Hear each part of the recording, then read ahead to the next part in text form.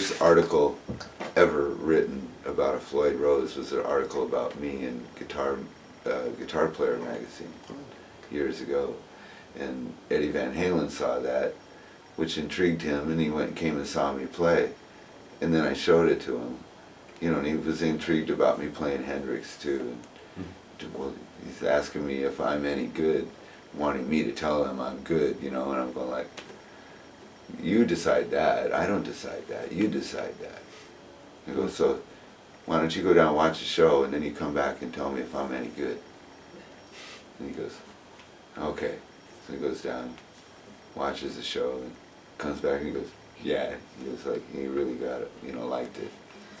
And so we became friends and everything, and I introduced him to Floyd and showed him how the Floyd Rose worked and everything.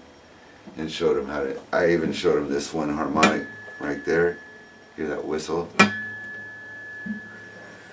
Which is a really big dive bomb, you know, and I showed him that harmonic right there and how to make it go, how to play with it, and that you could bring the guitar right back to normal. I mean, he was already doing a lot of harmonics and everything there, but he didn't do that one, right?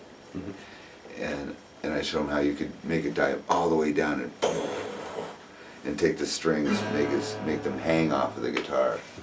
And we took the guitar and laid it on the floor and played the vibrato bar with my foot and then brought it back up. And then we showed him on a tuner that it was right in tune, you know, and he's, oh fuck, you know. So he loved that. He goes, man, I need that.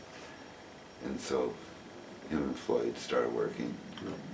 And, you know, we were talking about the fine tuners, you know, in case it got, because if you really overworked it, you needed to come up here with the thing and unbolt it, you know, and tune it back and bolt it back down and stuff. And so they worked on fine tuners.